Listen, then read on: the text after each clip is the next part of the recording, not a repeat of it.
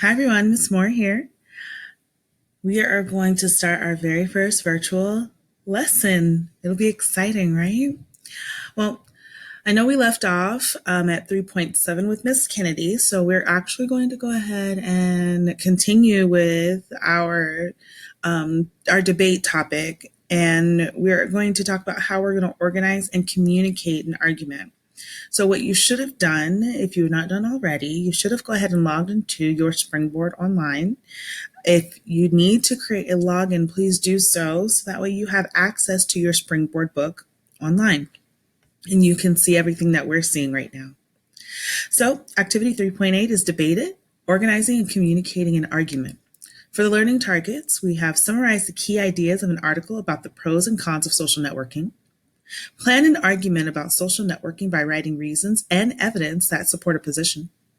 Also, present a position on the controversy in a debate using evidence from research and contributing ideas clearly and responding to others' ideas. So, some learning strategies, what I'd like you to do is thinking about marking the text in metacognitive, sorry about that, markers. We will be utilizing these, and you're able to mark the text on Springboard Digital. It's actually pretty cool, and I'll show you as we go through this demonstration. But first, I want you to read number 1 with me. Look at the following chart. Be sure to use the tips you learned in the last lesson about reading graphics to understand the information provided. Do you relate to any of this data? Does anything surprise you? Evaluate the effectiveness of this graphic. In what other ways could the information be shown? So our last lesson was reading graphics and putting that all together and even creating your own graphic. So looking at this, it's based on how teens use social media sites. I know a lot of you are on social media. You might have Instagram or Snapchat and maybe even a Facebook. And this one is based on teens who use social networking sites or Twitter.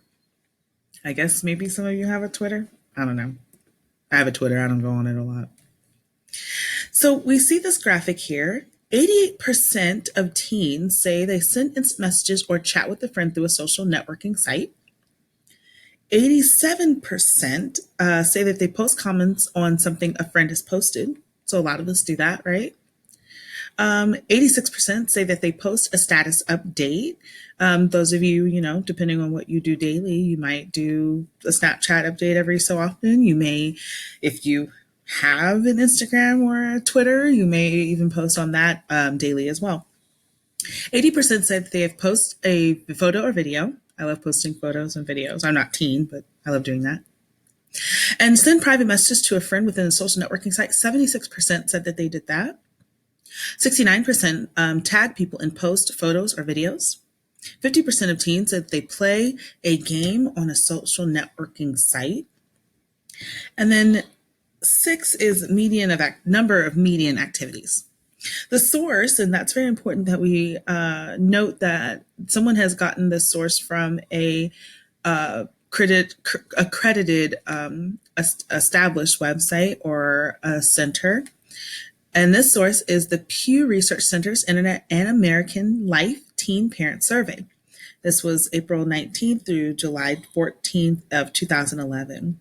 And so the number was 799 teens from ages 12 to 17. Some of you are 12 now, so you fit in this bracket. And also the parents were also involved in creating this survey.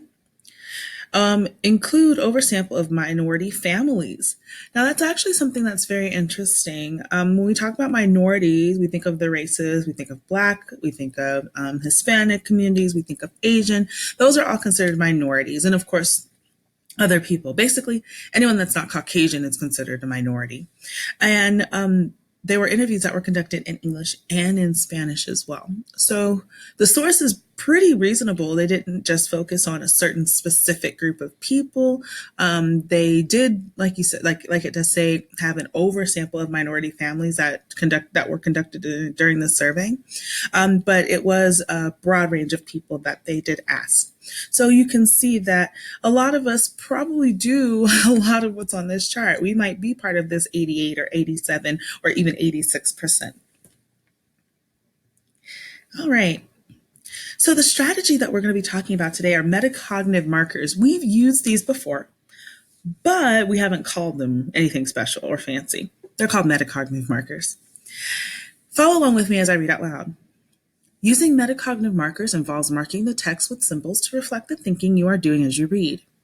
After reading, you can scan the text and use your metacognitive markers to quickly find evidence when you are talking or writing about a text. Here are the markers. So as you're reading, I would like you to use a question mark for questions that you have about the text.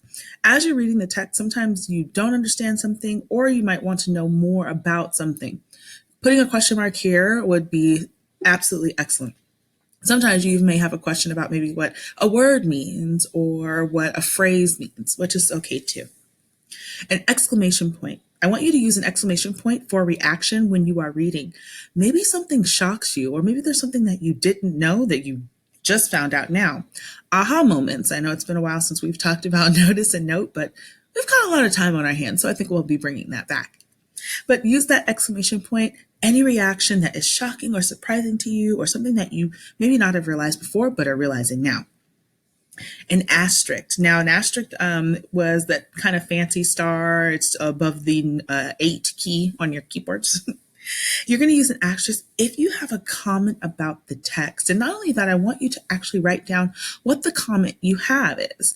Again, it could be something that you've learned. It could be something that you didn't know before. It could be just saying or relating and having some type of text connection. Maybe you've read something about this in another article before. Maybe you can relate to something that's in this article, or maybe something in the outside world. So we've got our text to text, text to self, or text to world connections. An underline. I want you to use underline to identify a key idea or detail in the text. So thinking about the title, thinking about what the text is going to be about, I want you to find those main ideas and those key ideas and those details. Because when we pull out those major points in our article, we'll be able to go back to it and use some of those major points later in our own debate when we start organizing our debates. All right, just moving along here, aren't we? Preview. Read along with me, please. We're on page 210. In this activity, you will read 2 articles on the effects of social networking and plan an argument and participate in a debate on this subject. For setting a purpose for reading, read the following article to explore the topic of social networking in youth. As you read, use the metacognitive markers. Example, I wonder if, why, I am confused by, etc. And, that was for the question mark. And for an exclamation point, a wow, surprising, or something that you can relate to. And of course, if you'd like to, circle some unknown words or phrases. And of course, use your context clues or a dictionary to help you identify what those words mean. Okay? So the first article is what you're going to be doing on for Monday, and it's social networking's good and bad impacts on kids. It's a 2-minute article. It's not very long. I'm not going to read out loud. I know you love it, but I'm not. So instead, I'm going to have you go ahead and listen to this, and I will listen to it as well. And again, I want you to use your metacognitive markers. Oh, I'm sorry. This would be a good idea to show you.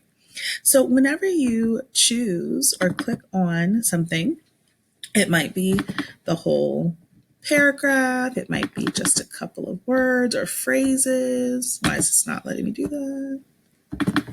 There we are. Now you're going to notice it says highlight, mark the text, sticky note. You want mark the text. And as you can see, you can circle if there was a word that you didn't understand. Maybe psychological might be one that you don't understand. You could circle that. Maybe something else that's very interesting to you. Mark the text. You could put a question here. See how fun that is? Aha moment. And if you don't like them, you can just clear them out. Clear. Okay. There's also an option to add a word to vocabulary.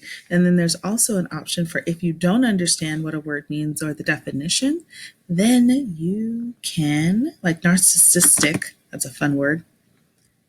You can define it and it'll pop up. Oh, no definition available for null. Well, that's no fun. But again, you can circle it.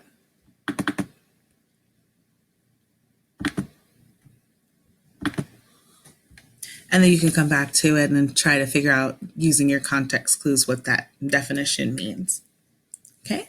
Or what that word means. So, all right. So now that I've given you just a quick little brief tutorial on how to use your metacognitive markers, I would like you to, if you want to read along with the read aloud, it gives you that option. If not, then you can just read and mark the text as you go. So go ahead and you may do that.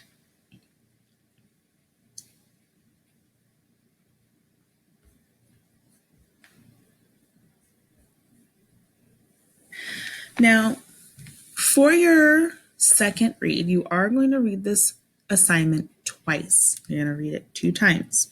First time is to mark the text. The second time, I want you to first read these questions. This is your assignment for Monday. It'll be questions number 2 through 6. Now, going through all of these, I want you to make sure that you are completing them and entering them in your Google Classroom assignment, please. If you do have any questions or comments or concerns, please do not hesitate to send me an email. You can even pop in on my office hours, which are from 8:30 to 9 o'clock and 12 o'clock to 12:30. So if you need me, I'm definitely there for your assistance. And if you need me outside of my office hours, we could try to schedule a time throughout the day so we can talk and chat and make sure that you're working and completing your assignments effectively and efficiently. All right. So that is all I would like you to work on today. You will, I'm going to go back to here, review this chart. Remember your metacognitive markers and what they mean. Remember your purpose for reading is, okay, to explore the topic of social networking in youth. A lot of us fall into this category, so it'd be very interesting to see your interpretation and also reading about it here. Read the article, mark the text with your metacognitive markers. Remember, you just double click, mark the text, you can highlight, and if you don't like it, you can clear it out. And then you will reread the article, answer questions 2, 3, 4, 5, and 6. All right. I hope this helps. Again, if you need me, please pop in for my office hours. Thanks, guys.